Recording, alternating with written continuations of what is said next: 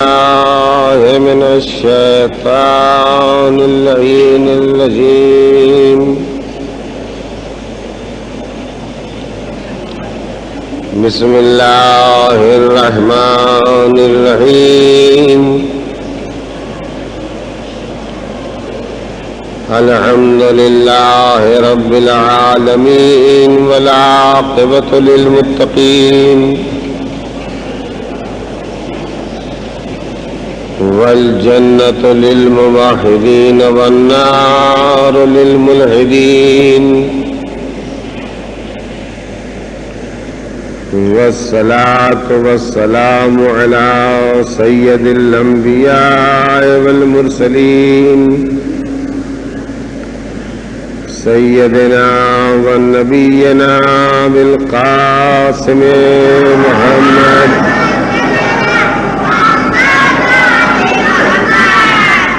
وآله الطيبين الطاهرين المعصومين، واللعنة الدائمة على قاتليهم وغاصبي حقوقهم وأعدائهم إلى يوم الدين. أما بعد فقد قال علي عليه السلام: العقل ما عبد به الرحمن. صلوات محمد وآل محمد.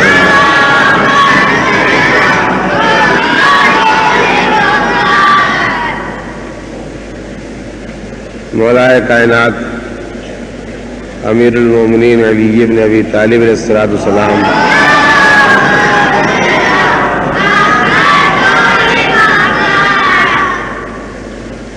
نے ہمیں بات بتائی کہ عقل صرف اس سمجھ کا نام ہے جو انسان کو خدا کی عبادت پر، اس کے احکام کے ماننے پر تیار کرے اور آمادہ کرے.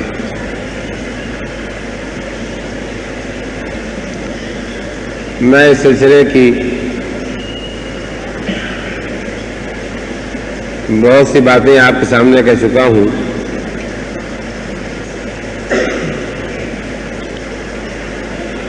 اور اپنی کہی ہوئی باتوں میں سے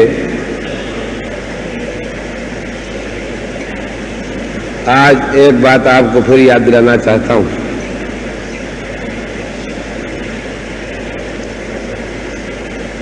کہ انسان کے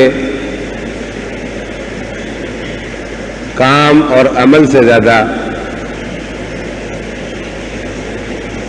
اہم بات یہ ہوتی ہے کہ اس کے سوچنے کا انداز کیسا ہے.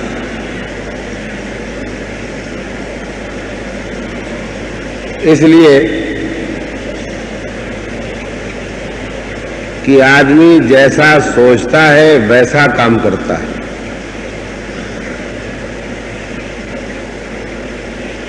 آدمی کے سوچنے سے، آدمی کی فکر سے، چونکہ اس کا کام اور عمل پیدا ہوتا ہے، لہذا عمل اور کام سے زیادہ اہم ہے کہ سوچنے کا انداز کیا ہے. اگر سوچنے کا انداز اسلامی ہے تو آدمی وہ کام کرے گا جن کا حکم اسلام نے دیا ہے. اگر سوچنے کا انداز غیر اسلامی ہے تو وہ اسلام کے ماننے کا دعویٰ کرنے کے باوجود اسلام کے احکام پر عمل نہیں کرے گا. اسی لیے ہم آپ یہ بات جانتے ہیں کہ مذہب میں بھی عمل سے زیادہ عقیدے پر زور دیا گیا ہے. اس لیے کہ عقیدہ عمل کو پیدا کرتا ہے، صحیح عقیدہ صحیح عمل کو پیدا کرتا ہے، اور اگر عقیدہ غلط ہو جائے تو یقیناً عمل بھی غلط ہو جائے گا۔ آپ یہ نہ سوچیں کہ سوچنے کو اور یقین کو اور عقیدے کو صرف دین میں اہمیت دی جاتی ہے۔ نہیں، آج کی دنیا میں ہر آدمی یہ بات جانتا ہے کہ جو بھی کسی مشن کو چلاتا ہے اس کی پہلی کوشش یہی ہوتی ہے کہ وہ لوگوں کے دماغ کو اس طرح سے تربیت دے، ان کو اس طرح سے دھوئے اور واش کرے کہ صرف اسی کے خیالات اس کے دماغ میں باقی رہ جائیں۔ تو اگر آج قومیں، آج حکومتیں انسانوں کے دماغ کو اپنے راستے پر ڈھالنے کی کوشش کرتی ہیں تو اسی لیے کرتی ہیں کہ ان کے سب کے سامنے یہ حقیقت ہے کہ جیسا سوچنے کا انداز بن جائے گا ویسے ہی آدمی کا عمل اور کردار اور کیریکٹر بن جائے گا۔ اس لیے میں آج کی تقریر میں آپ کے سامنے جس خاص مسئلے کی طرف سب کو متوجہ کرنا چاہتا ہوں وہ یہی ہے کہ ہم کو ہمیشہ اپنا حساب کرتے رہنا چاہیے کہ ہماری فکر اسلامی ہے یا نہیں، ہمارے سوچنے کا انداز اسلامی ہے یا غیر اسلامی۔ میں آپ کی خدمت میں قرآن مجید کا ایک تذکرہ پیش کرنا چاہتا ہوں۔ بنی اسرائیل یعنی جناب موسیٰ کی قوم، جناب موسیٰ کے ماننے والے،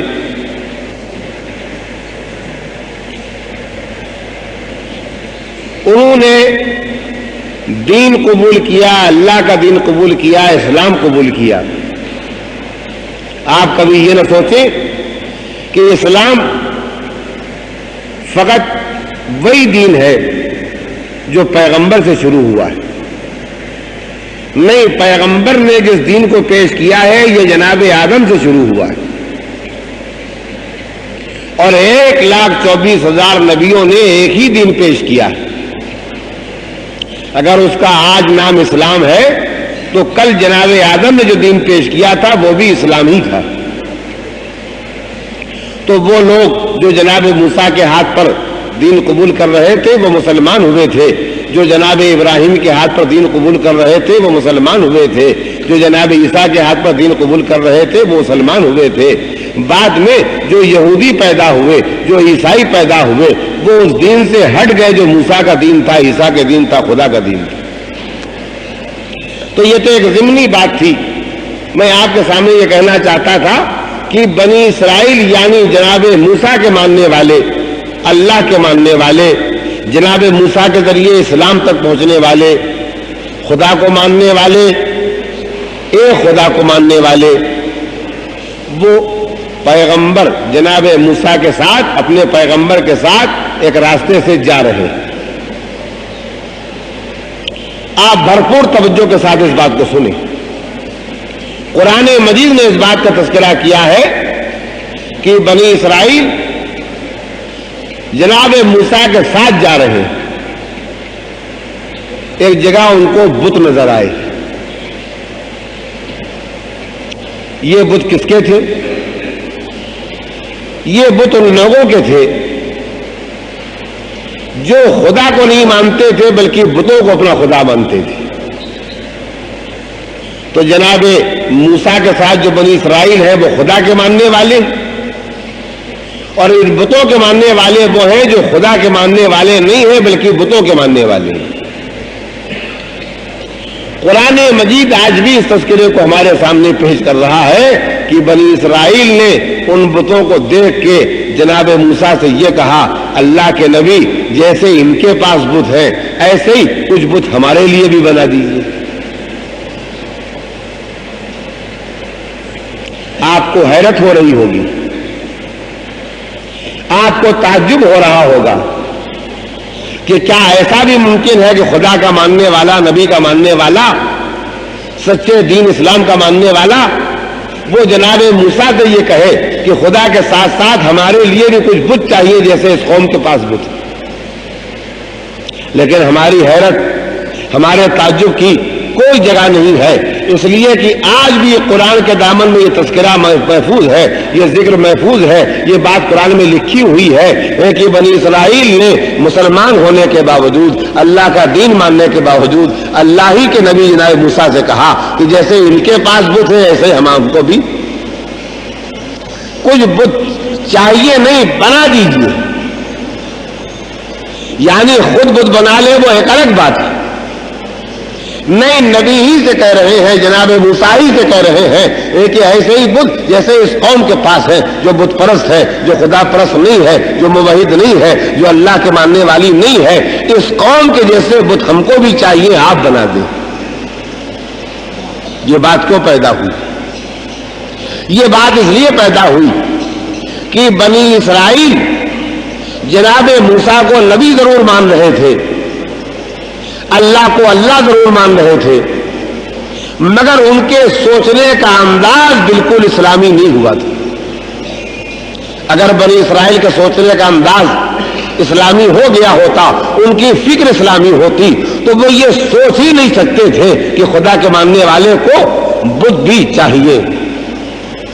نہیں، خدا کے ساتھ بت کے سوچنے کا انداز یہ بتاتا ہے کہ ان کا دماغ مسلمان نہیں ہوا تھا، ان کے سوچنے کا انداز مسلمان نہیں تھا، ان کی فکر اسلامی نہیں تھی۔ ایک تو اللہ کے ماننے کے بعد بت کے لیے دماغ میں جگہ پائی جائے، یہ خود غیر اسلامی سوچنے کا انداز ہے۔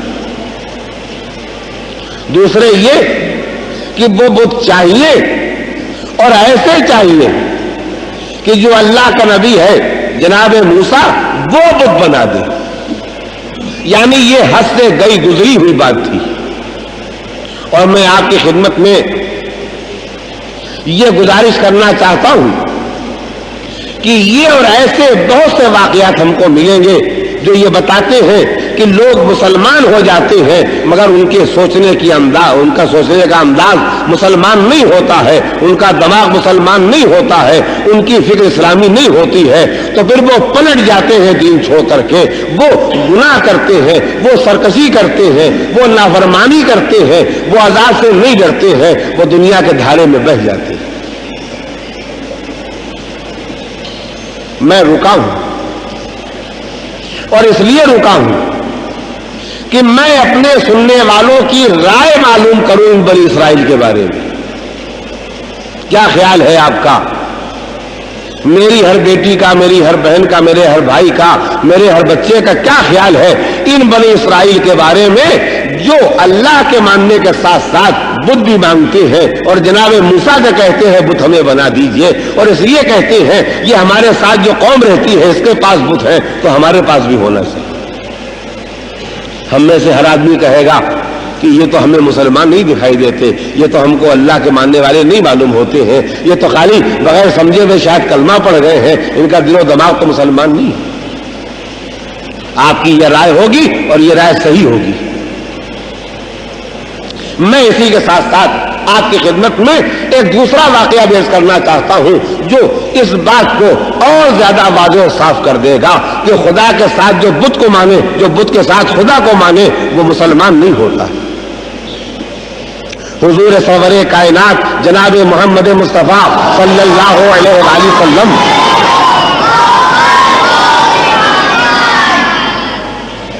کے پاس مکے کے بت پرست آئے، وہ جو خدا کو نہیں مانتے، وہ جو نبی کو نبی نہیں مانتے، وہ جو اپنے باپ دادا کے دین پر ہے، یہ جانتے ہوئے کہ دین غلط ہے مگر باپ دادا کے دین پر ہے، اور یہ جانتے ہوئے کہ نبی کا دین سچا ہے، نبی کے دین کو نہیں مانتے۔ توجہ چاہتا ہوں، نبی کا دین نہیں مانتے، اپنے باپ دادا کے دین پر ضد کے ساتھ اڑے ہوئے، ان کے اور نبی کے درمیان اختلافات پیدا ہوتے ہیں، اس لیے کہ نبی کہتے ہیں یہ بت خدا نہیں ہے، خدا وہ ہے جس نے ہم سب کو پیدا کیا ہے، یہ بت تو ہمارے پیدا کیے ہوئے، ان کو تم نے بنایا ہے، تو جس کو تم نے بنایا ہے تم اس کے خالق ہو، جس نے تم کو بنایا ہے وہ تمہارا خالق ہے، جو تمہارا خالق ہے وہ خدا ہے، جس کے تم خالق ہو وہ تمہارا خدا نہیں ہے۔ کچھ دنوں اختلافات کے بعد ایک ڈیلیگیشن، ایک وفد پیغمبر کی خدمت میں کافروں کا آتا ہے، بت پرستوں کا آتا ہے، اسلام کے مخالفوں کا آتا ہے، اور وہ یہ کہتے ہیں کہ مسلمانوں کے نبی ہم نے ایک ایسا فارمولہ طے کیا ہے کہ آپ اگر اس پر راضی ہو جائیں تو ہمارے آپ کے درمیان جھگڑا ختم ہو جائے۔ تو یہ تو ہر آدمی کہے گا کہ جھگڑا ختم ہو جانا چاہیے، لیکن سوال یہ ہے کہ جھگڑا یوں ختم ہو سکتا ہے کہ دو لڑ رہے ہو نہ لڑے، جن کے درمیان عداوت اور دشمنی پیدا ہو گئی ہو وہ ایک دوسرے سے ملنے لگے، ملاقات کرنے لگے، لیکن یہ جھگڑا تو نہیں طے ہو سکتا ہے کہ میں سفید کو کالا کہہ رہا ہوں آپ بھی سفید کو کالا کہنے لگے۔ جھگڑا یوں تو نہیں طے ہو سکتا ہے کہ آپ حق کہتے ہیں میں باطل کہتا ہوں، میں یہ کہوں کہ جھگڑا یوں طے ہو جائے گا کہ آپ بھی باطل کو حق کہنے لگے۔ کسی جھوٹے کے ساتھ جھگڑا یوں تو نہیں طے ہو سکتا ہے کہ ہم بھی اس کے ساتھ جھوٹ بولنے لگے۔ نہیں، جھوٹ جھوٹ رہے گا، سچ سچ رہے گا، یہ جھگڑا تو نہیں ختم ہو سکتا۔ اگر یہ جھگڑا ہے، جھگڑا یہی ہے کہ تعلقات خراب نہیں ہونا چاہیے، ملنے جلنے میں ایسے حالات نہیں پیدا ہو کہ فتنہ پیدا ہو، فساد پیدا ہو، ٹینشن پیدا ہو، یہ باتیں نہیں ہونا چاہیے، اور یہ باتیں نہ اسلام ان کو پسند کرتا ہے نہ اسلام ان کی اجازت دیتا ہے۔ تو بات کہیں سے کہیں چلی جائے گی۔ ان بت پرستوں نے، ان کافروں نے، ان خدا کے نہ ماننے والوں نے آ کر کے جناب حضور سرور کائنات سے یہ کہا کہ ہم نے فارمولہ یہ ایجاد کیا ہے کہ ہم اپنے بتوں کو بھی سجدہ کریں گے اور بتوں کو سجدہ کر کے آپ کے خدا کو بھی سجدہ کر دیں گے۔ آپ اتنی سی بات پر راضی ہو جائیے کہ آپ خدا کو سجدے کیجئے، جتنے چاہتے ہیں سجدے کیجئے، مگر ایک سجدہ ہمارے بتوں کو بھی کر دیا کیجئے، بس آپ ہمارے دین کو مان لیجئے، ہم آپ کے دین کو مان لیں، جھگڑا ختم ہو جائے۔ دیکھیں یہ وہی بات تھی جو بنی اسرائیل نے کہی تھی کہ جناب موسیٰ سے کہا تھا کہ ہمارے لیے بھی بت بنوا دیجئے، بنا دیجئے۔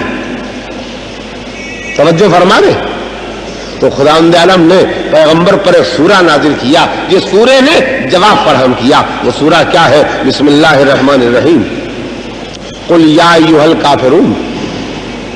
بسم اللہ الرحمن الرحیم کے بعد ارشاد ہوتا ہے کہ میرے پیغمبر آپ ان کافروں سے جو ڈیلیگیشن لے کے آئے ہیں جنہوں نے یہ کہا ہے کہ ہم اپنے بتوں کو مانیں گے اور آپ کے خدا کو بھی سجدہ کریں گے، آپ اپنے خدا کو بھی سجدہ کیجئے، ہمارے بتوں کو بھی سجدہ کر دیجئے، ان سے آپ یہ کہہ دیں، کیا کہہ دیں کہ تم جن بتوں کو مانتے ہو ان کو میں نے کبھی نہیں مانا ہے، اور نہ میں آئندہ کبھی تمہارے بتوں کو مان سکتا ہوں، نہ مانتا تھا تمہارے بتوں کو اور نہ مانوں گا تمہارے بتوں کو، اور تم بھی اب تک میرے خدا کو نہیں مانتے۔ نہیں، جو سننے کی بات ہے وہ کیا ہے؟ تم بھی اب تک میرے خدا کو نہیں مانتے تھے، اور یہ جو تمہارا خیال ہے کہ تم بتوں کو مان کے میرے خدا کو بھی مان لو گے، تو اس طرح سے اگر تمہارا ماننے کا خیال ہے تو اس طرح سے ماننے والا کبھی میرے خدا کا ماننے والا نہیں بن سکتا۔ ہاں بھائی، اتنا ہو سکتا ہے اور اتنا ہو رہا ہے کہ تم اپنے دین پر رہ سکتے ہو، میں اپنے دین پر رہ سکتا ہوں، میں نے تمہارے خلاف کوئی ٹینشن نہیں پیدا کیا ہے، تم نے میرے خلاف ٹینشن پیدا کیا ہے، تم ٹینشن ختم کر دو، جھگڑا نہیں باقی رہے گا، لیکن جو اصول ہے ان میں کوئی تبدیلی نہیں ہو سکتی۔ تو اب آپ پہچانیے کہ جیسی بات بنی اسرائیل نے کہی تھی کہ اللہ کے ہوتے ہوئے اے جناب موسیٰ اس قوم کے پاس بت ہیں، ہمارے لیے بھی کچھ بت بنا دیے، ویسے ہی بات یہ مکے کے بت پرست حضور سرور کائنات جناب محمد مصطفیٰ صلی اللہ علیہ وآلہ وسلم سے کہہ رہے ہیں۔ کیا کہہ رہے ہیں؟ کہ ہم اپنے بتوں کو بھی مانیں گے، آپ کے خدا کو بھی مان لیں گے، آپ بھی اپنے خدا کو بھی مانیے اور ہمارے بتوں کو مانیے. قرآن مجید کے سورہ قل یا الکافرون نے اتر کے بتایا کہ یہ ممکن نہیں ہے کہ خدا کا ماننے والا بتوں کو مانے اور بتوں کا ماننے والا خدا کو مانے. میں نے یہ دونوں باتیں آپ کے سامنے اس لیے نقل کی ہیں کہ ہمارے سامنے یہ حقیقت آ جائے کہ فکر اگر اسلامی ہے، اگر ہمارے سوچنے کا انداز اسلامی ہے، اگر ہم اسلام کے مطابق سوچتے ہیں تو پھر غیر اسلامی چیزیں ہمارے سماج میں، ہماری سوسائٹی میں، ہماری زندگی میں، ہماری آرزوؤں میں، ہماری خواہشوں میں داخل نہیں ہونا چاہیے.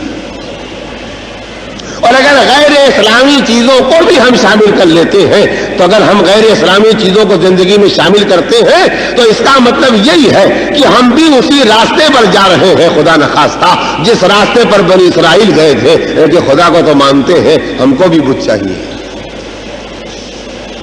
اگر ہم غیر اسلامی باتوں کو شامل کر لیتے ہیں تو اس کے کھلے ہوئے معنی یہ ہے کہ ہمارے سوچنے کا انداز اسلامی نہیں ہے، ہمارا دماغ، ہمارا ذہن، ہمارا دل مسلمان نہیں ہے، لہذا ہم بھی غیر اسلامی باتوں کو شامل کر لینا چاہتے ہیں اپنی زندگی میں، جیسے ان کافروں نے آ کے پیغمبر سے کہا تھا.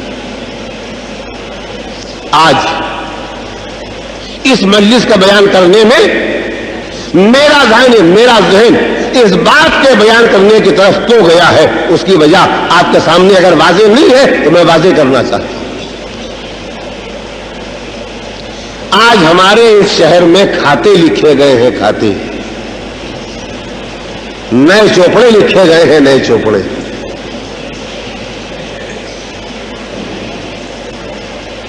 دیوالی جس کا تہوار ہے اس کا تہوار ہے.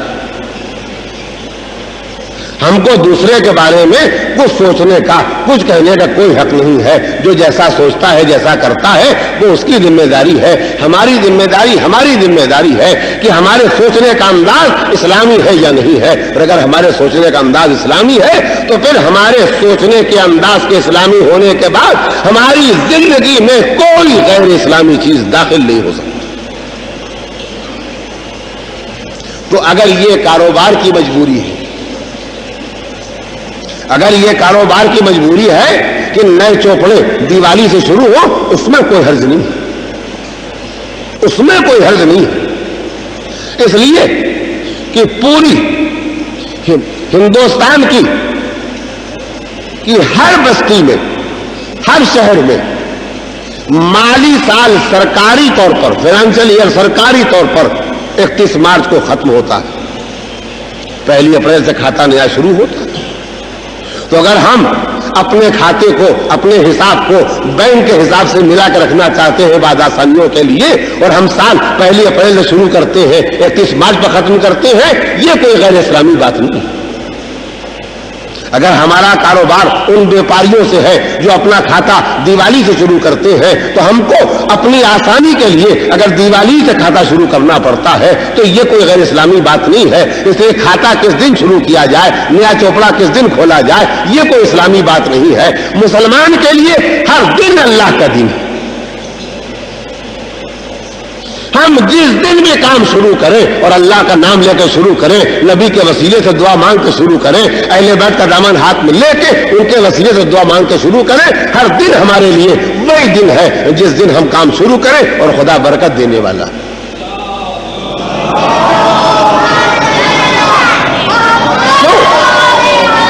کیوں؟ اس لیے کہ دن میں کوئی طاقت نہیں ہے، دن میں کوئی طاقت نہیں ہے. نہ دن کوئی نحوست پیدا کر سکتا ہے، نہ دن کوئی برکت پیدا کر سکتا ہے. جو برکت دے گا وہ خدا دے گا، جو نحوست پیدا ہوگی وہ ہمارے اعمال سے پیدا ہوگی.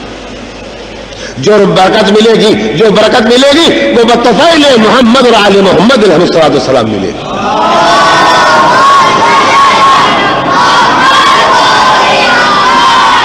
اور دین و دنیا میں جو نحوست پیدا ہوگی وہ ہماری غیر اسلامی سوچنے کے انداز سے پیدا ہوگی، اور یا ہمارے غیر اسلامی اعمال و افعال اور حرکتوں سے پیدا ہوگی.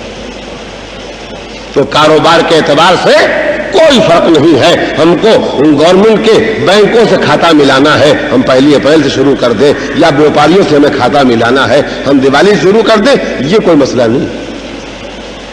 لیکن اگر بھئی یہی سے غیر اسلامی بات شروع ہوتی، لیکن اگر ہمارا خیال یہ ہے کہ آج کے دن چوپڑا نیا نہیں لکھا گیا تو برکت نہیں ہوگی، تو یہ آج کے دن کی جو بات پیدا ہوئی ہے یہ فکر غیر اسلامی ہے، یہ سوچنے کا انداز غیر اسلامی ہے۔ میں تو آپ کی خدمت میں ابھی آگے بڑھ کے جو کچھ کہنے والا ہوں وہ کہنے والا ہوں، لیکن جتنے میرے پاس اطلاعات ہے وہ یہ کہ آج کا دن بھی کافی نہیں، جو وقت نکالا گیا ہے، فرض کیجئے 9 بجے سے 11 بجے کے اندر جو مہورت کو مانتا ہے وہ مانتا ہے۔ میں نے آپ کے سامنے گزارش کی کہ ہم کو دوسروں کے بارے میں سوچنے اور بولنے کی کوئی ضرورت نہیں، ہم کو جو کچھ سوچنا ہے اپنے بارے میں سوچنا ہے، جو کچھ کرنا ہے اپنے بارے میں کرنا ہے، جو کچھ اچھا برا سمجھنا ہے اپنے بارے میں سمجھنا ہے۔ تو اگر یہ خیال پیدا ہوا آج 9 اور 11 کے درمیان میں جو ٹائم ہے یہ ہے برکت کا ٹائم، تو اس کے معنی یہ ہے کہ ہم اسلام کے انداز پر نہیں سوچ رہے ہیں، ہمارے سوچنے کا انداز غیر اسلامی ہے، یعنی اللہ بھی چاہیے اور بنی اسرائیل کی طرح معاملہ جب دوسروں کا ہوتا ہے نا تو ہم بہت خوش ہوتے ہیں۔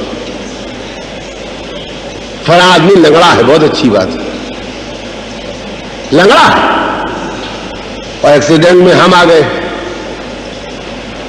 اب جو کسی نے ہم کو لنگڑا کہا تو برا لگ رہا ہے، بھائی برا لگنے کی بات ہے تو کل کیوں کہا تھا دوسرے کو؟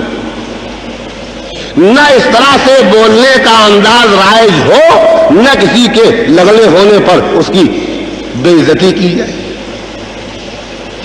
تو میں تو صرف یہ کہنا چاہتا ہوں کہ اگر بنی اسرائیل کا یہ سوچنا کہ اے جناب موسیٰ ہمارے لیے خدا کے ساتھ ساتھ بلی بنوا دیجئے، تو اس سے جو غیر اسلامی فکر کا انداز ملتا ہے، غیر اسلامی سوچنے کے انداز کی بو آتی ہے، وہی انداز ہمارے یہاں بھی آ جاتا ہے، اسی غیر اسلامی سوچنے کے انداز کی بو ہمارے یہاں بھی ملتی ہے کہ مہورت بھی کوئی چیز ہے۔ تو میں آپ کی خدمت میں یہ گزارش کرنا چاہتا ہوں کہ جب تک ہمارے سماج میں ایسی کسی چیز کی گنجائش ہے، اس کا مطلب یہ ہے کہ ہمارے سوچنے کا انداز اسلامی نہیں ہے، اور مولا کائنات ہم سے کیا کہہ گئے ہیں کہ عقل وہ نہیں ہے جو غیر خدا تک پہنچا دے، عقل وہ ہے جس کے ذریعے سے خدا پہچانا جائے، خدا مانا جائے، اس کے سامنے جھکا جائے۔ ایک صلوات بھیج دیں محمد اور آل محمد۔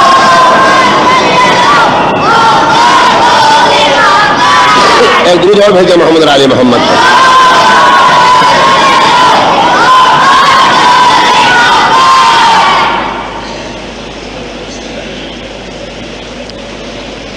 ہماری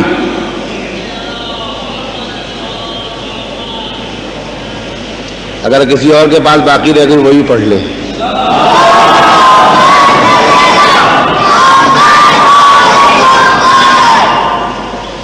ہماری سوسائٹی میں جہاں بہت سی غیر اسلامی باتیں غیر اسلامی سوچنے کے انداز سے اور غیر اسلامی فکر کی وجہ سے پیدا ہو گئی ہیں، اس میں سے ایک یہ بھی ہے کہ ہم ہر کام کو پیسے کے ذریعے کر لینا چاہتے ہیں۔ یعنی ہمارے سوچنے میں یہ گنجائش پیدا ہو گئی ہے کہ ایک آدمی جو ساری زندگی حلال و حرام کا خیال رکھ کر کے متقی اور پرہیزگار بنے گا، ایک آدمی جو ساری زندگی نجس اور پاک کی پابندی کر کے متقی اور پرہیزگار بنے گا، ایک آدمی جو ساری زندگی نماز کی پابندی کر کے متقی اور پرہیزگار بنے گا، ایک آدمی جو ساری زندگی سردی گرمی برسات تکلیف میں روزے رکھ کے متقی اور پرہیزگار بنے گا۔ ہم ویسا ہی تقویٰ، ویسی ہی پرہیزگاری، ویسے ہی خدا کی خوشنودی، ویسے نبی اور امام کی خوشنودی بغیر نماز پڑھے، بغیر روزہ رکھے، بغیر کوئی کام کیے دولت کے ذریعے حاصل کر لیں۔ یہ خرابی اگر فقط پوری قوم میں، پوری سوسائٹی میں صرف میرے اندر بھی پائی جاتی ہے تو اس کو بھی ختم ہو جانا چاہیے۔ اس لیے اگر میرے اندر بھی خرابی پائی جاتی ہے تو مجھ سے ایک دوسرا آدمی متاثر ہو سکتا ہے، پھر 2 میں پیدا ہوگی، پھر 4 میں پیدا ہوگی۔ تو میں آپ کی خدمت میں اپنے اس دعوے کے ثبوت میں یہ کہنا چاہتا ہوں، ہم قرآن مجید نہیں پڑھتے، ہم قرآن مجید نہیں پڑھتے اور ہمیں قرآن مجید پڑھنا آتا بھی نہیں.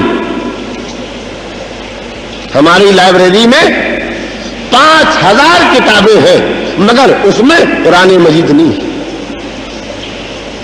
کسی نے کہا بھی کہ مسلمان ہو کے قرآن پڑھنا چاہیے، کہا اس عمر میں کیا پڑھیں گے اور اس بزی لائف میں جگہ کہاں ہے کہ ہم قرآن پڑھیں.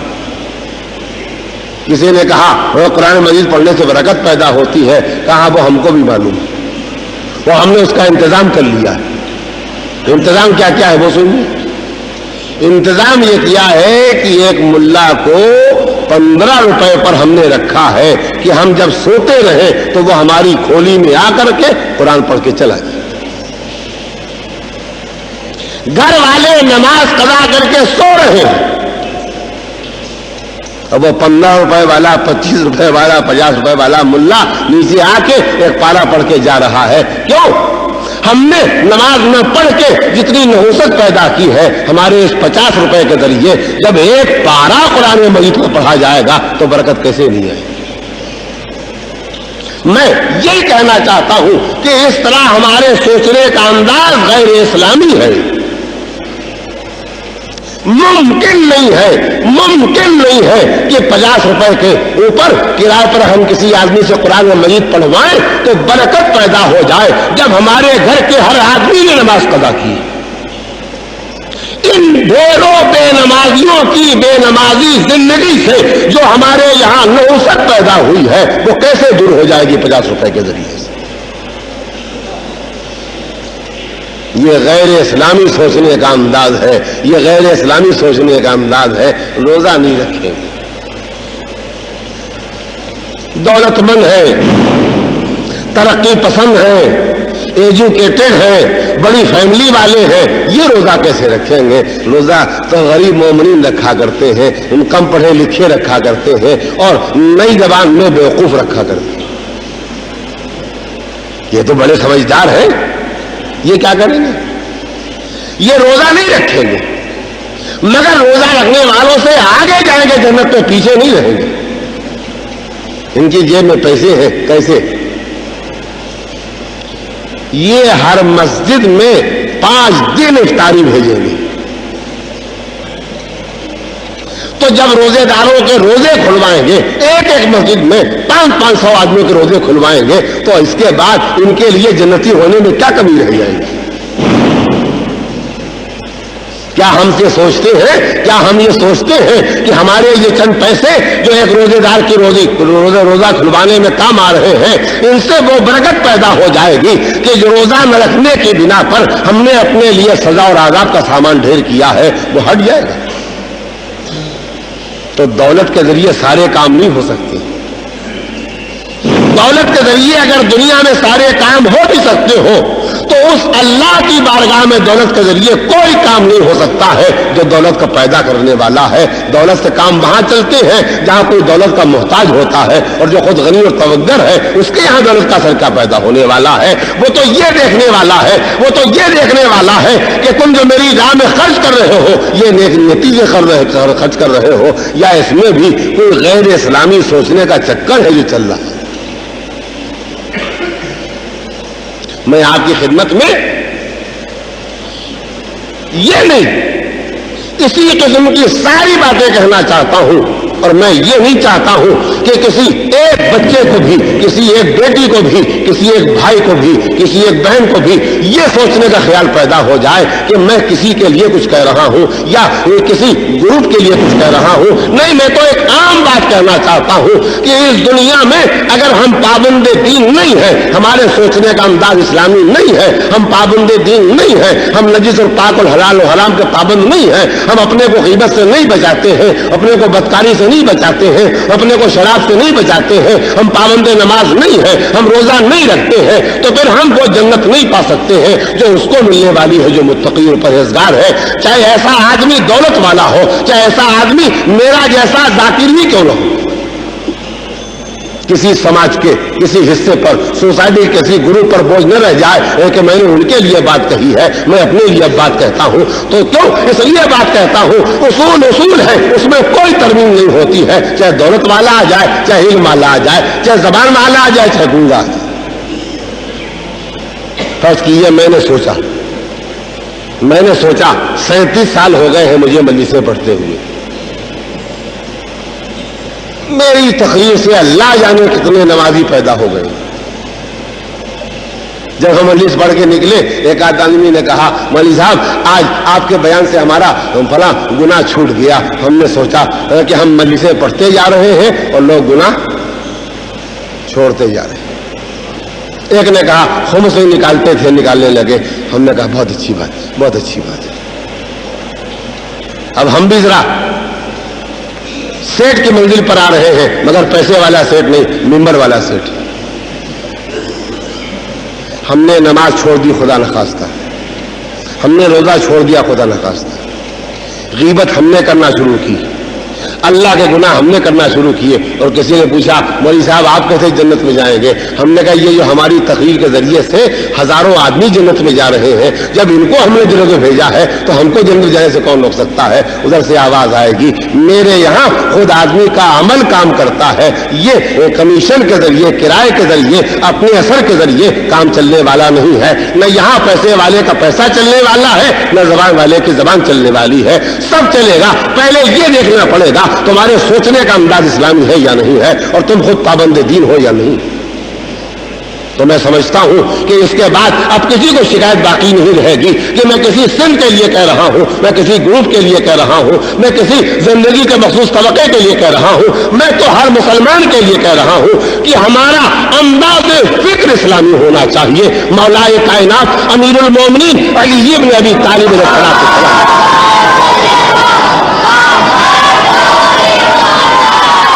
ہم سے یہی کہا ہے کہ عقل اس چیز کا نام ہے جو انسان کو خدا تک پہنچائے۔ میں ترجمے میں ذرا آگے بڑھنا چاہتا ہوں۔ جب مولا یہ کہتے ہیں عقل اس چیز کا نام ہے جو انسان کو خدا تک پہنچائے، تو عقل مند کون ہے؟ عقل مند وہ ہے جو خدا تک پہنچے۔ پھر بے وقوف کون ہے؟ جو خدا تک نہ پہنچے۔ جو خدا تک نہ پہنچے، چاہے اس کے ذریعے لوگ خدا تک پہنچ جائیں، وہ بے وقوف ہے۔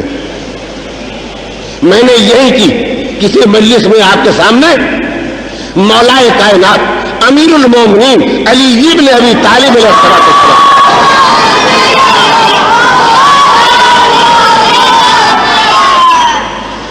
نہیں، اگر آپ ناراض نہیں ہوئے ہیں تو سب مل کے صلوات پڑھ دیں۔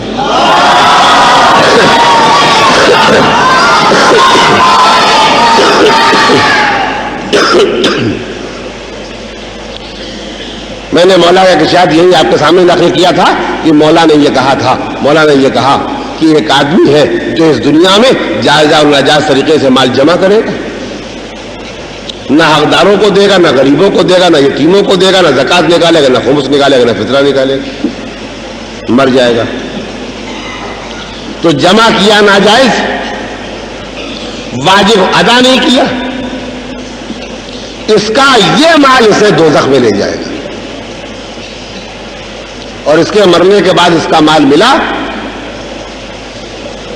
اس کے وارث کو جس سے اس نے نیکیاں کی، زکات نکالی، خمس نکالا، سب نکال دیا، وہ جنت میں جائے گا۔ تو آپ کو یاد ہوگا کہ میں نے مولا کا فقرہ نقل کیا تھا کہ جب یہ آدمی اسی مال کی وجہ سے اپنے کو دوزخ میں جاتے دیکھے گا اور اپنے وارث کو اسی مال کی وجہ سے جنت میں جاتے دیکھے گا، تو اس کو انتہائی افسوس ہوگا۔ تو جب کبھی میں مولا کی حدیث پڑھتا ہوں، آپ کے لیے نہیں، سب سے پہلے میں اپنے لیے سوچتا ہوں کہ اگر میری تقریر سے لوگ نیک بن گئے، واجب ادا کرنے لگے، گناہ سے بچ گئے، ایمان تک پہنچ گئے، اور میں نے فقط لوگوں کی تعریف کو اپنے لیے صلہ سمجھ لیا، اسی کو کافی سمجھ لیا کہ لوگ مجھے ایک اچھا بڑا ذاکر سمجھ لیں، تو اس کے کھلے ہوئے معنی یہ ہوں گے کہ میدان محشر میں معاذ اللہ میں اس وقت کے لیے زندہ نہیں رہنا چاہتا ہوں، اور پالنے والے اس منزل سے پہلے اس دنیا سے اٹھا لینا۔ لیکن میں تو بطور مثال یہ کہنا چاہتا ہوں، اگر خدا نخواستہ ایسا ہو کہ ہماری تقریر سے لوگ جنت میں جائیں اور ہم اپنی بے عملی کی بنا پر دوزخ میں جائیں،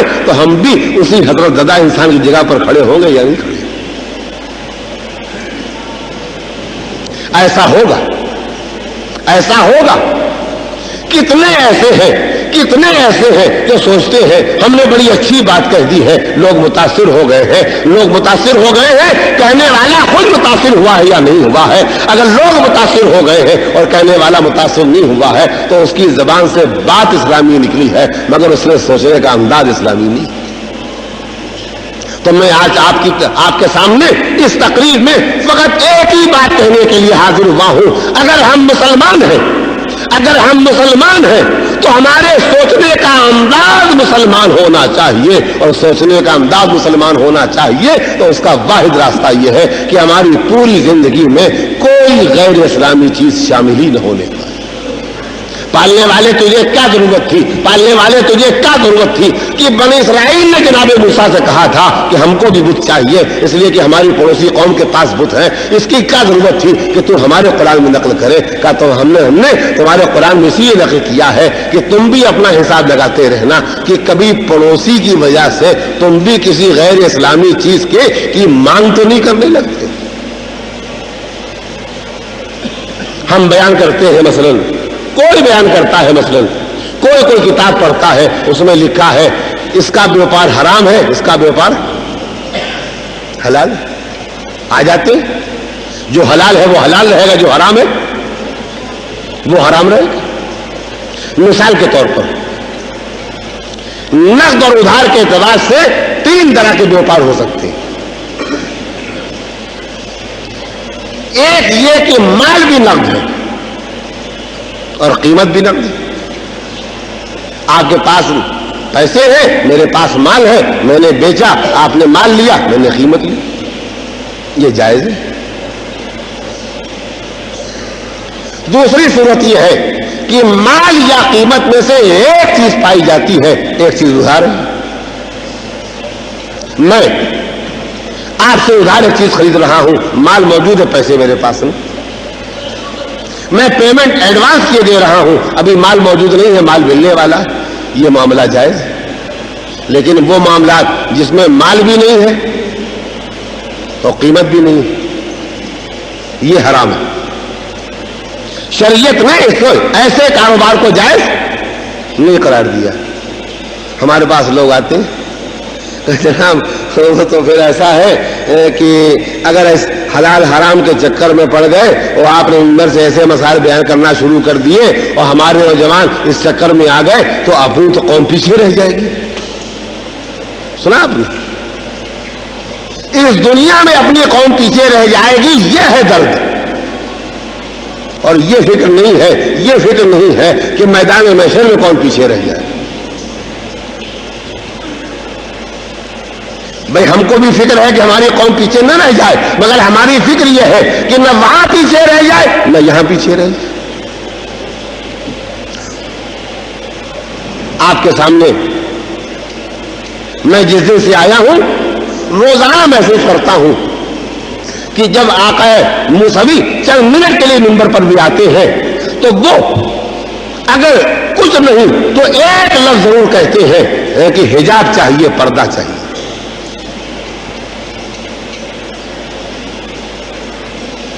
लोग कहते हैं जनाब अब दूसरी कौमों में पर्दा नहीं रहा, हम पर्दा करेंगे तो हम पीछे रह जाएंगे। तो इसके मानी क्या है? इसके देखिए मैं दोनों बातों को फर्क करना चाहता हूं। मैंने अभी आपके सामने अर्ज किया कि माल भी मौजूद नहीं हो, कीमत भी मौजूद न हो, तो यह तिजारत नाजायज है। एक आदमी ये तिजारत नाजायज जानता है और करता है, ये एक गुनाह। नाजायज जानता है और ऐसा कारोबार करता है, ये एक गुनाह है। सूद को नाजायज जानता है और कारोबार करता है, एक गुनाह। शराब के कारोबार को हराम जानता है और कारोबार करता है, ये एक गुनाह है। कोई मेरा बच्चा हो, बात सबके लिए है। इस्लाम में सबसे बड़ी बुनियादी बात यही है कि यहां किसी की शख्सियत की कोई अहमियत नहीं है, यहां जो कुछ है वो अमल है, वो किरदार। कोई मौली साहब होने की बिना पर माफ नहीं हो जाएगी, न कोई सेठ साहब होने की बिना पर माफ हो जाएगी। जो हराम है इस्लाम में वो हराम है, جو حلال ہے وہ حلال ہے، جو واجب ہے وہ واجب ہے۔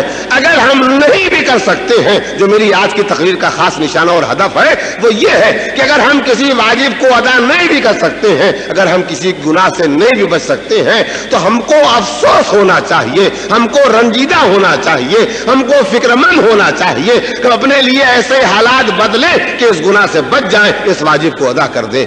لیکن اگر ہم اس طرح سے سوچنے لگے نہیں اب تو حالات بدل گئے ہیں، اس بدلے ہوئے زمانے میں، اس 20ویں صدی میں، اسلام کے 1400 سال کے بعد اب نئے حالات کی بنا پر کچھ ذرا احکام میں ترمیم ہونا چاہیے، کچھ جو حرام تھے وہ حلال ہو جانا چاہیے، کچھ جو واجب تھے وہ کم ہو جانا چاہیے، تو اس کے معنی کیا ہے کہ ہم خالی گناہگار نہیں ہیں، ہمارے سوچنے کا انداز اسلامی نہیں ہے۔ میں آپ کی خدمت میں اپنے آج کے بیان کو مکمل کرتے ہوئے جو آخری بات کہنا چاہتا ہوں اور جو میں سمجھتا ہوں کہ ایک مولا کائنات امیر المومنین علی ابن ابی طالب علیہ السلام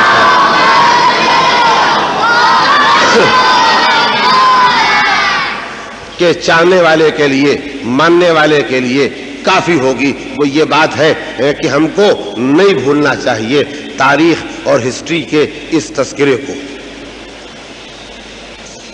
کہ مولا کی خدمت میں 10 آدمی آئے ہیں، 10 آدمی کوفے میں آئے اور 10 کے 10 آدمی آپ کے ہاتھ پر بیعت کرنے آئے۔ ایک گروپ ہے، ایک ڈیلیگیشن ہے، ایک وفد ہے جو آیا ہے 10 کے 10 آدمیوں کا۔ ایک ایک کر کے ایک ایک آدمی آپ کے ہاتھ پر بیعت کرتا ہے، آپ اس سے اقرار لیتے ہیں، وہ بیعت کر کے اقرار کر کے بیٹھ جاتا ہے۔ 10واں آدمی جو ہے اس کا نام ہے عبد الرحمن ابن ملجم۔ 10ویں آدمی کا نام ہے عبد الرحمن ابن ملجم، جو مولا کا قاتل ہے۔ وہ ان 10 آدمیوں کے ساتھ آیا ہے، آپ نے اس کو بھی موقع دیا بیعت کرنے کا، اس نے بیعت کی۔ 10 کے 10 آدمی بیعت کر چکے، مولا کو مان لیا، حاکم مان لیا، امام مان لیا، سب مان لیا۔ جب مولا نے رخصت کیا سب جانے لگے، جب جانے لگے تو سب کو جانے دیا، ابن ملجم کو آواز دی، ذرا پلٹ کیا۔ جب پلٹ کے آیا تو مولا نے اس سے کہا کہ تجھے یہ خیال ہے کہ تو نے میری بیعت کی؟ کہا مولا خیال کیوں ہے، میں بیعت کرنے آیا تھا اور بیعت کی ہے۔ کہا اچھا دیکھو، اگر میرے ہاتھ پر بیعت کی ہے، مجھے اپنا امام اور حاکم تسلیم کیا ہے، تو یاد رکھنا میں نے تم پر کوئی دباؤ نہیں ڈالا ہے، تم نے اقرار کیا ہے، اپنے اقرار پر باقی رہو گے؟ کہا مولا بالکل بے شک باقی رہو۔ چلا گیا، ابھی دروازے سے نکلا نہیں تھا، گھر کے اندر ہی تھا کہ مولانا نے پھر آواز دی، ادھر آئے ابن ملجم۔ پھر آیا، کہا تم نے بیعت کی، اپنی مرضی سے بیعت کی، باقی رہو گے، یاد رہے گی بات؟ کہاں بالکل یاد رہے گی۔ جب مولا نے اسے کئی مرتبہ بلایا اور اس کی بیعت اور اقرار کو دہرایا، ذرا سنیے گا،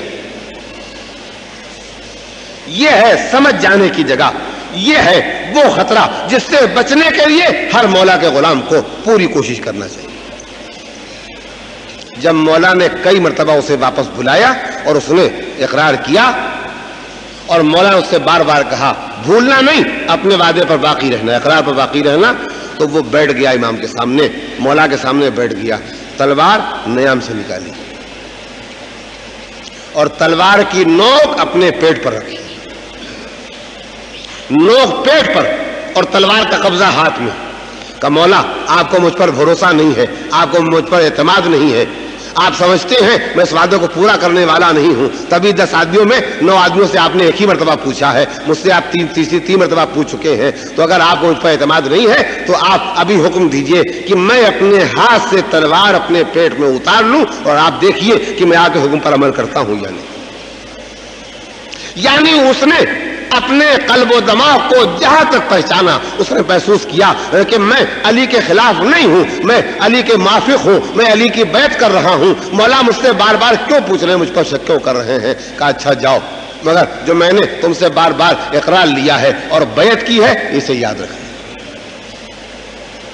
چنانچہ جو ایک وقت اپنے کو مولا کا ایسا اطاعت کرنے والا محسوس کر رہا تھا کہ اس نے تلوار کی نوک اپنے پیٹ پر رکھ کے کہا تھا آپ حکم دیں اور دیکھیں کہ میں تلوار اپنے پیٹ میں اتار لیتا ہوں یا نہیں اتار لیتا ہوں، وہ کچھ ہی دنوں کے بعد مولا کا دشمن بن کے آیا، تلوار لے کے آیا، زہر میں بجھی ہوئی تلوار لے کے آیا اور آ کر کے اس نے مولا کے سر پر وار کیا، اور وہ وار کیا جس سے مولا کے سر کے 2 ٹکڑے ہو گئے، زہر پورے جسم میں پھیل گیا اور مولا نے 3 دن کے بعد شہادت پائی۔ یہ کون تھا؟ یہ کون تھا؟ ایک وقت میں بالکل سچائی کے ساتھ مولا کا اقرار کرنے والا اور دوسرے وقت میں بالکل مولا کا دشمن۔ بس جو بات میں کہنا چاہتا ہوں کاش میں کہہ سکوں، کاش آپ سن سکیں اور ہم آپ مل کے اس بات کو سوچ سکیں اور زندگی بھر کے لیے اپنی گرہ میں باندھ لیں۔ ہمیں سوچنا ہی پڑے گا کہ ظاہری اسباب کی بنا پر وہ کون چیز تھی جس نے ابن ملجم کو دشمن بنایا۔ جس دن ابن ملجم بیعت کر رہا تھا، جیسے علی اس دن تھے، جیسے اچھے علی، جیسے باکمال علی، جیسے صاحب علم علی، جیسے صاحب شجاعت علی، جیسے سقی علی، جیسے عابد علی، جیسے وسیع علی، جیسے ولی علی، جیسے علی آج تھے ویسے علی اس دن بھی تھے جس دن اس ملعون نے مولا پر حملہ کیا تھا۔ تو مولا تو نہیں بدلے تھے، یہ کیوں بدل گیا؟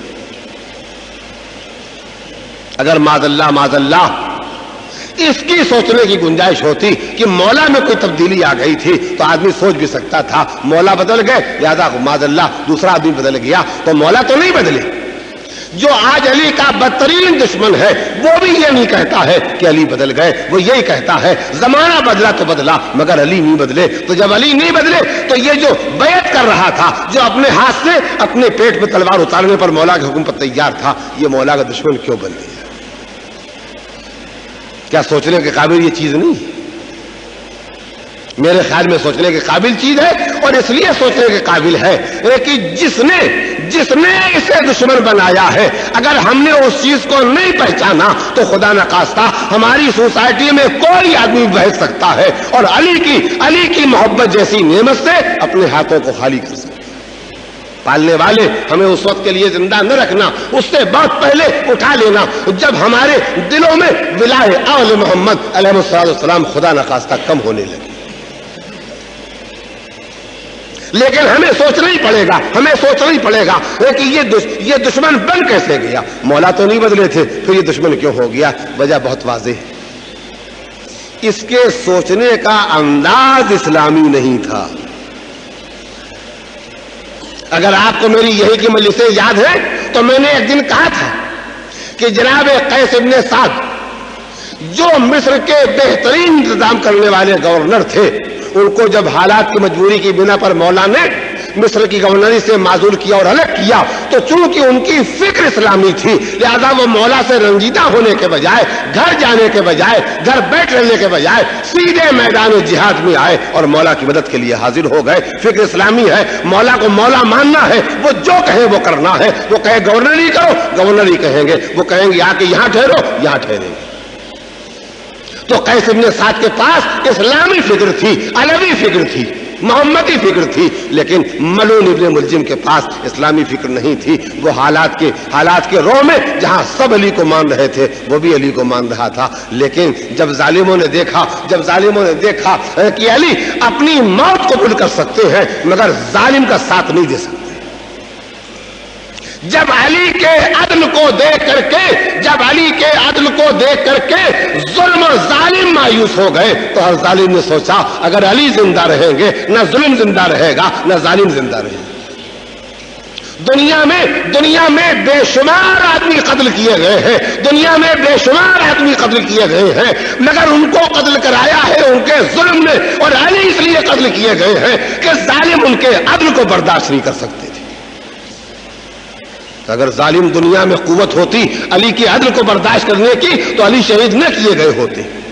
تو معلوم یہ ہوتا ہے ایک منزل ایسی بھی آتی ہے جہاں انسان عدل سے ناراض ہو جاتا ہے، انصاف سے ناراض ہو جاتا ہے، صحیح بات کہنے سے ناراض ہو جاتا ہے. اور یہ بات کب پیدا ہوتی ہے؟ جب اسلامی فکر نہیں ہوتی ہے. تو جن کو علی کے فیصلے غلط معلوم ہو رہے تھے، جنہوں نے علی کے بارے میں دشمنی کا فیصلہ کیا، وہ اسی لیے فیصلہ کیا کہ ان کی فکر اسلامی نہیں تھی. جب تک وہ غیر اسلامی فکر کے ذریعے علی کو مانتے رہے تب تک مانتے رہے، اور جہاں سے ان کی غیر اسلامی فکر نے راستہ دے دیا وہاں علی کو نہیں ماننے لگے، علی کے دشمن بن گئے، اور یہاں تک کہ علی کے قاتل بن گئے.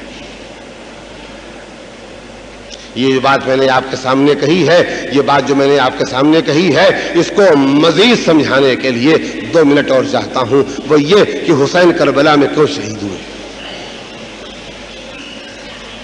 سرسری تاریخ پڑھنے والا بھی یہ کہے گا حسین اس لیے کربلا میں شہید ہوئے کہ یزید حسین سے کہہ رہا تھا بیعت کرو.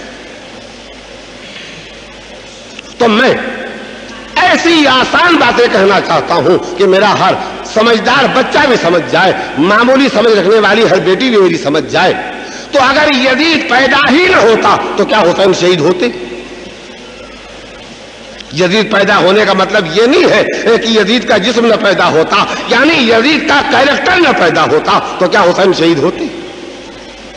اگر یزید کا کیریکٹر نہ پیدا ہوتا تو کربلا میں حسین کو شہید نہ ہونا پڑتا. تو سوال یوں پیدا ہوتا ہے حسین کیوں شہید ہوئے؟ یزید کی بیعت کی بنا پر. تو اگر یزید کا کیریکٹر نہ پیدا ہوتا تو حسین شہید نہ ہوتے. اب مسئلہ پیدا ہوتا ہے یزید کا کردار کیسے پیدا ہوا.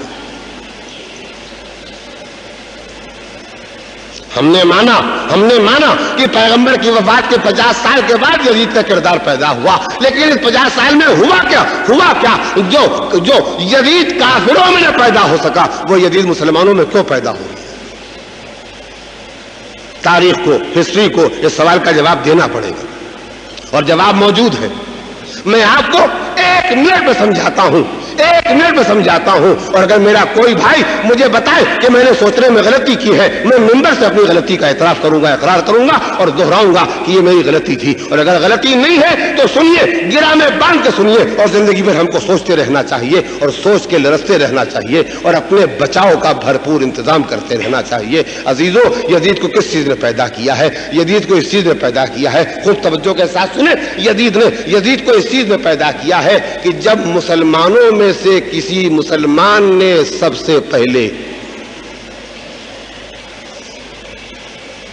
پھر سنیں گے، یزید کو کس چیز نے پیدا کیا ہے؟ جب مسلمانوں میں سے کسی مسلمان نے سب سے پہلے خدا اور نبی کے خلاف کوئی کام کیا تھا. اگر اس وقت کی سوسائٹی نے اس خلاف کام کرنے والے کو اپنے درمیان سے نکال دیا ہوتا، ذلیل و رسوا کر دیا ہوتا، تو مسلمان سوسائٹی میں کسی میں ہمت نہیں ہوتی کہ خدا کو مانے اور اس کا حکم نہ مانے، نبی کو مانے اور اس کا حکم نہ مانے. لیکن جس مسلمان نے سب سے پہلے نبی اور خدا کا حکم نہیں مانا اور مسلمان سوسائٹی نے اس کو بٹھایا نہیں، اسے نکالا نہیں، اسے ذلیل نہیں کیا، اس نے سہارا دیا کہ ایک آدمی کو دیکھ کے 2 آدمی اور پیدا ہو، 3 آدمی کو دیکھ کے 10 آدمی اور پیدا ہو، 10 آدمی کو دیکھ کے 1000 آدمی اور پیدا ہو. نتیجہ کیا ہوا؟ غلطی بڑھتی چلی گئی، یہاں تک بڑھتی چلی گئی کہ نبی کی زندگی میں یہ کہا گیا کہ نبی کا دماغ بیکار ہو گیا ہے، مگر بیکار کرنے والے کو سوسائٹی نے بٹھایا نہیں، بیکار کرنے والے کو سوسائٹی نے نکالا نہیں. بس یہ سوسائٹی ایسی بن گئی کہ گناہ کرو تب بھی مسلمان رہو گے، نبی کو جو چاہو کہہ دو تب بھی مسلمان رہو گے، خدا کے جس حکم کو چاہو نہ مانو گے مسلمان رہو گے.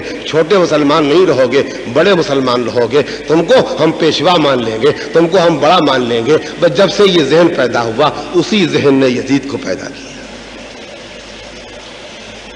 اگر پہلے دن پہلے جرم کرنے والے کو سوسائٹی نے کچل دیا ہوتا کہ مسلمان اور اسلامی سوسائٹی میں گناہ کرنے کی ہمت نہ پیدا ہوتی تو پھر پوری اسلامی سوسائٹی اسلامی فکر کے ساتھ زندگی بسر کرتی. نہ یزید پیدا ہوتا، نہ حسین شہید ہوتے، نہ ابن ملجم پیدا ہوتا، نہ علی شہید ہوتے، نہ جادہ پیدا ہوتی، نہ حسن شہید ہوتے، نہ ظالم پیدا ہوتے، نہ فاطمہ شہید ہوتی، نہ ظلم آگے بڑھتا، نہ محسن شہید ہوتے، نہ ظلم کی حوصلہ افزائی ہوتی، نہ نبی کو پتھر کھانا پڑتے، نہ نبی پر نظام آتا، نہ نبی پر اعتراض ہوتا، نہ نبی کو یہ کہا جاتا کہ ان کے ذہن کی صلاحیتیں ختم ہو گئی ہیں۔ یہ جتنا تاریخ اسلام میں نفاق پایا جاتا ہے، فسق پایا جاتا ہے، فجور پایا جاتا ہے، اس کی وجہ یہی ہے کہ مسلمان نے مسلمان ہو کے غیر اسلامی کام کیا۔ کیوں؟ اس کے پاس فکر غیر اسلامی تھی اور سوسائٹی کے پاس بھی فکر غیر اسلامی تھی۔ اس نے غلطی کی، انہوں نے غلطی برداشت کر لی، اسی سے ساری تباہی آئی ہے۔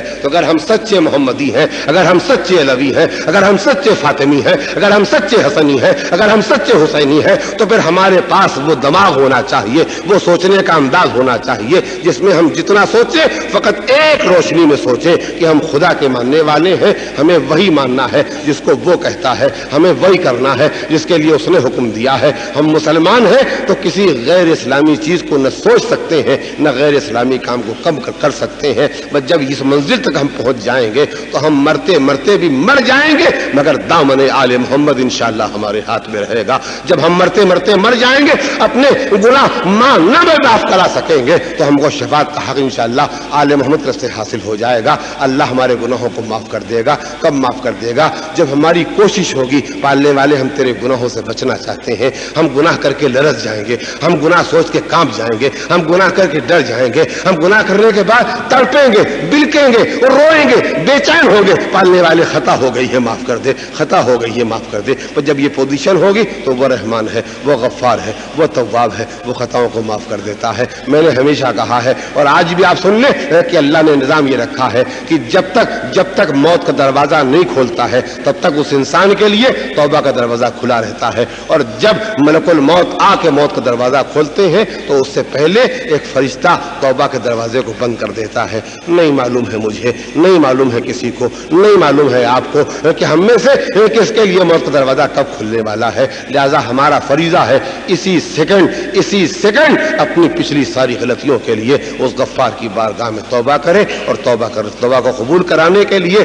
نبی سے فریاد کرے، آل نبی سے فریاد کرے، آقا ہماری سفارش کر دو، ہماری شفاعت کر دو، ہم تمہیں وسیلہ بناتے ہیں اس لیے کہ تم رحمت بن کر کے آئے ہو۔ رحمان کی بارگاہ میں ہماری درخواست ہے، ہمارے گناہوں کو معاف کرا دو۔ آئندہ ہم اپنی فکر کو اسلامی رکھیں گے اور اپنی زندگی کو اسلامی بنانے کی کوشش کریں گے۔ یہ اگر تھوڑا سا ارادہ، تھوڑی سی ہمت، تھوڑا سا حوصلہ ہمارے پاس ہوگا تو بہترین توفیقات خدا کی طرف سے ملیں گی، بہترین تائیدات نبی اور آل محمد کے ساتھ ملیں گے۔ ویسے ہی جیسے جب تک ایران کے اندر فکر غیر اسلامی رہی اور اسلام اور ایران کے رہنے والے اثنا عشری شیعہ غیر اسلامی زندگی پر زندگی بسر کرتے رہے، تب تک ایران دنیا میں ذلیل تھا، تب تک ایران دنیا میں بدترین جگہ تھا، جہاں ایئرپورٹ پر اترنے کے بعد آدمی کو ایرانی آدمی سے کھانا لیتے ہوئے یہ شبہ ہوتا تھا کہیں اس میں خدا نخواستہ سور کا گوشت نہ ہو۔ لیکن آج جب وہی چند سال کے اندر فکر اسلامی ہو گئی، سوسائٹی اسلامی ہو گئی، زندگی اسلامی ہو گئی، تو آج پوری دنیا کی بڑی طاقتیں ہیں، سارے سپر پاورز ہیں جو ایران کے مخالف ہیں، اور ایران کی جگہ پر کھڑا ہوا ہے۔ کیوں کھڑا ہوا ہے؟ یہ ایران کی طاقت نہیں ہے، یہ اسلامی فکر کی طاقت ہے، یہ اسلامی زندگی کی طاقت ہے، یہ اسلامی سوسائٹی کی طاقت ہے، یہ خدا پر یقین کی طاقت ہے۔ یہ ایرانیوں کے پاس جو طاقت ہے، یہ طاقت وہ ہے جو کربلا میں حبیب کے پاس تھی، یہ طاقت وہ ہے جو کربلا میں حر کو حسین تک لائی تھی، یہ طاقت وہ ہے جس نے چھوٹے چھوٹے بچوں میں ہمت پیدا کر دی تھی۔ تماچے مارنے والے تھک سکتے ہیں، لیکن ہمارے گال زخمی بھی ہو جائیں، خون بھی بہنے لگے، لیکن اس کے بعد بھی ہمارے ارادے میں کوئی فرق نہیں آنے پائے گا۔ میرا بیان تمام ہو گیا، لیکن میں بیان تمام کرتے کرتے اپنے لیے لازم سمجھتا ہوں کہ ہو سکتا ہے کہ میرے بیان کے کسی لفظ سے میری کسی بیٹی کا دل دکھ گیا ہو، میرے کسی بھائی کا دل دکھ گیا ہو۔ مجھے اپنے ہر سمجھے اور نہ سمجھے لفظ کے لیے معافی مانگنا ہے، معذرت کرنا ہے۔ کیوں؟ اس لیے کہ میں تبدیلی لانا چاہتا ہوں، برائی نہیں پیدا کرنا چاہتا ہوں، میں محبت کرنا چاہتا ہوں، نفرت نہیں کرنا چاہتا ہوں، میں خود بھی جنت جانا چاہتا ہوں اور آپ کے ساتھ جنت جانا چاہتا ہوں۔ اس کے علاوہ کوئی کوشش نہیں ہے۔ میں نے آپ کی خدمت کی ہے، آپ میرے لیے دعا کریں، بس یہی محبتانہ برتاؤ ہے۔ اور اگر کہیں بھی کوئی بھی کسی لفظ سے شبہ پیدا ہو تو وہ لفظ کا شبہ ہو سکتا ہے، نیت کا شبہ نہیں ہو سکتا ہے۔ ختم کی بات، لیکن کیسے ختم ہو جائے؟ اگر کل کربلا میں حسین اپنا قافلہ قافلہ لے کے نہ آئے ہوتے تو نہ یہ مجمع ہوتا، نہ یہ مجلس ہوتی، نہ یہ بیان ہوتا، نہ یہ تذکرہ ہوتا۔ آج جو بھی نور پھیل رہا ہے، آج جو بھی نور پھیل رہا ہے، یہ صدقہ ہے اس پیاسے حسین کی عظیم قربانی کا، جس کی شہادت پر آفتاب کو گہن لگ گیا تھا، جس کی شہادت پر زمین کربلا تھرانے لگی تھی زلزلے کے جھٹکوں سے، جس کی شہادت پر آسمان سرخ ہو گیا تھا، جس کی شہادت پر آسمان سے خون برسا ہے، اور اتنا خون برسا ہے کہ جس کے کپڑوں پر پڑ گیا ہے وہ کپڑا پھٹ گیا ہے، مگر وہ خون کا نشان مٹا نہیں ہے۔ وہ حسین جس کی قربانیوں کے اجالے میں آج یہ ہم آپ جمع ہے اور تذکرے ہو رہے ہیں، اس حسین کی ماتمداری کس نے نہیں کی ہے؟ اس کی ماتمداری ذلیل انسانوں نے نہ کی ہوگی، لیکن اس حسین کی ماتمداری اس بیت المقدس نے کی ہے، اس بیت المقدس نے کی ہے جو خدا کا گھر ہے۔ کیسا گھر ہے کہ جب پتھر اٹھایا جاتا تھا تو زمین کے نیچے سے تازہ جوش مارتا ہوا خون نظر آ رہا تھا۔ بعض روایتوں میں خانہ کعبہ کی تذکرہ ملتا ہے کہ جب وہاں سے پتھر اٹھایا جاتا تھا تو زمین خون اگل دیتی تھی، یعنی زمین یہ بتا رہی تھی کوئی روئے نہ روئے، یہ مٹی سے بنا ہوا انسان چاہے حسین کو نہ روئے، لیکن ابو تراب کے بیٹے کو یہ تراب روئے گی، یہ مٹی روئے گی، کہیں اور کی مٹی روئے چاہے نہ روئے، کوئی اور کی مٹی روئے چاہے نہ روئے، لیکن یہ جو خدا کے گھر کی مٹی ہے یہ روئے گی۔ کیوں روئے گی؟ اس لیے کہ جو حسین نہ ہوتے تو اللہ کے گھر کی حرمت بچانے والا کوئی نہ تھا، اگر حسین نہ ہوتے تو دین کو باقی رکھنے والا کوئی نہ تھا۔ اللہ کیسا سناٹا ہے، کیسا ویرانہ ہے، کیسا ہو کا عالم ہے، خیمے جل چکے ہیں۔ دو دن پہلے عالم یہ تھا، پیاس تھی مگر خیمے تھے، پیاس تھی مگر خیمے تھے، عباس تھے، اکبر تھے، چراغاں تھا، روشنی تھی، اندھیرا نہیں تھا، سناٹا نہیں تھا، پیاسے بچے تھے تو ان کو اکبر و عباس اٹھا کے گلیجے سے لگا رہے تھے۔ یہ کب کی بات تھی؟ یہ 9 محرم کی بات تھی، یہ شب عاشور کی بات تھی۔ عاشور کا دن گزر گیا، 11 محرم کی رات گزر گئی، اور 11 محرم کو ظہر کے بعد لشکر چلا، اور لشکر کے ساتھ ساتھ قیدی بنا کے زینب بھی لے جائی گئی، سکینہ بھی لے جائی گئی، رباب بھی لے جائی گئی، ام کلثوم بھی لے جائی گئی، سید سجاد بھی لے جائے گئے۔ اب کون ہے کربلا میں؟ کوئی نہیں ہے، جلے ہوئے خیموں کا نشان بھی نہیں مل رہا ہے۔ جو زمین جلتی ہوئی زمین پیاسوں کے آنسوؤں سے کہیں ذرا بھیگ گئی تھی، وہ زمین بھی خشک ہو چکی ہے۔ آج اس کربلا میں جس میں 2 دن پہلے چھوٹے چھوٹے بچوں کے رونے کی آواز آ رہی تھی، الاتش الاتش الاتش، ہائے پیاس مارے ڈالتی ہے، آج اس کربلا میں کسی بچے کے رونے کی آواز نہیں آ رہی ہے۔ سکینہ جا چکی ہیں، اصغر شہید ہو چکے ہیں، محمد باقر جا چکے ہیں، چھوٹے چھوٹے بچے جو گھوڑوں کے ٹاپوں میں آ گئے ہیں وہ شہید ہو چکے ہیں۔ سناٹا ہے، ویرانہ ہے، اداسی ہے، لیکن ایک آبادی ہے۔ کون سی آبادی ہے؟ کچھ لاشیں ہیں جو کربلا کی زمین پر بکھری ہوئی ہیں۔ فرات کے کنارے کوئی شیر لیٹا ہوا ہے، 3 میل کے فاصلے پر کوئی ہر جیسا بہادر لیٹا ہوا ہے، کہیں اکبر کا جنازہ ہے، کہیں قاسم کی لاش ہے، اور قریب آتے ہیں وہ لوگ جو ارد گرد کی بستیوں میں رہتے ہیں تو ان کے کانوں میں آواز آتی ہے، رونے والے نظر نہیں آتے ہیں، لیکن قتلگاہ سے رونے کی آواز آ رہی ہے۔ رونے والے نظر نہیں آتے ہیں، قتلگاہ سے رونے کی آواز آ رہی ہے۔ رونے والے نظر نہیں آتے ہیں مگر روشنیاں نظر آتی ہیں۔ انسان نظر نہیں آتے ہیں مگر جانور اور درندے، جنگلوں میں رہنے والے درندے، شیر جیسا درندہ بھی اپنے سر کو جھکائے ہوئے لاشوں کے پاس بیٹھا دکھائی دیتا ہے۔ دیکھنے والے، قریب کی بستیوں کے رہنے والے دیکھنے والے یہودی ہیں، وہ جاتے ہیں بنی اسد کے پاس جاتے ہیں اور جا کے کہتے ہیں یہ کون ہے جن کی لاشیں پڑی ہوئی ہیں، یہ کون ہے جن کی لاشوں پر سے رونے کی آوازیں آ رہی ہیں، یہ کون ہے جن کی لاشوں کے پاس جا کے مؤدب بیٹھ کے درندے بھی پہرا دیتے ہیں اور ان کی بارگاہ میں حاضر رہتے ہیں۔ کہا یہ ہمارے رسول کا خاندان ہے، یہ یہاں آ کے اترا تھا اور آج اس کی لاشیں بے گور و کفن پڑی ہوئی ہیں۔ جب یہ تذکرہ پھیلتا ہے، یہودیوں کی خبریں پھیلتی ہیں تو بنی اسد کی عورتیں کہتی ہیں مردو کب تک بیٹھے رہو گے؟ ارے یہ فاطمہ کا کنبہ بے گور و کفن پڑا رہے گا، تم بیٹھے رہو گے؟ وہ کہتے ہیں ہم کو یزید کی فوج کا ڈر ہے۔ یہ کہتی ہیں اچھا लाओ लाओ, हम जाते हैं अपनी बीवी की फर्जंद को, अपनी बीवी के फर्जंद को हम दफन करेंगे। औरतें तैयार होती हैं, बनी असद तैयार होते हैं, जा रहा है कबीला, जा रहा है कबीला। किस लिए जा रहा है? कब्रें खोदने के लिए, शहीदों को दफनाने के लिए। कि एक मर्तबा इन दफनाने के लिए जाने वालों के कान में आवाज आती है जैसे घोड़े के दौड़ने की आवाज आ रही है। ये डर जाते हैं कि ऐसा तो नहीं कोई हुकूमत का आदमी आ रहा है, ये छुपना चाहते हैं, मगर छुपे तो कहां छुपे। तो एक मर्तबा कोई नहीं आता है, एक सवार आता है, एक घोड़े पर सवार आता है और वो दूर से आवाज देता है, डरो नहीं, कोई दुश्मन नहीं आ रहा है। अरे जिसके बाप को तुम दफन करने आए हो, मैं उसका बेटा सैयद सज्जाद हूँ। सैयद सज्जाद उतरते हैं और कहते हैं, देखो मैं बेइजाज आया हूँ, हथकड़ियां बेड़ियां तौक छोड़ के आया हूँ, मेरी मदद करो।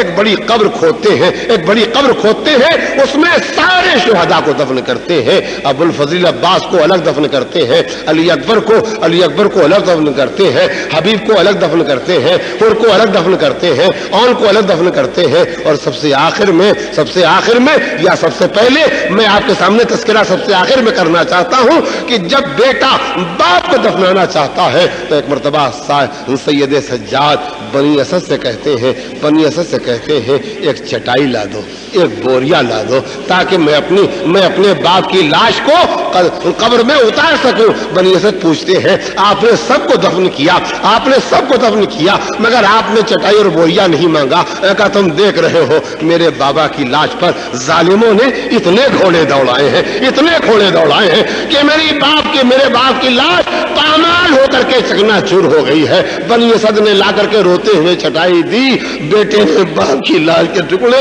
चटाई में रखे। अब मेरे पास सवाए तसव्वुर के कोई चीज नहीं है। बाप ने जान दे दी, बेटे ने हक अदा किया। सैयद सज्जाद बाप के मैयत लेके कब्र करीब आए, कोई नहीं है जो सैयद सज्जाद की मदद करे। अरे मासूम को मासूम दफनाता है, इमाम को इमाम दफनाता है, कोई न था। मगर मेरा तसव्वुर कहता है जब सैयद सज्जाद बाप के मैयत लेके करीब आए होंगे, कब्र से आवाज आई होगी, लाओ मेरे लाल को दे दो, लाओ मेरे लाल को दे दो। शायद ये आवाज उन मासूमीन की हो जो हुसैन के बुजुर्ग थे। सयालमुल लज़ीना ज़लमू अय्यामुल क़लबी यनक़लिबून अला लानतुल्लाहिल क़ौमिज़ ज़ालिमीन।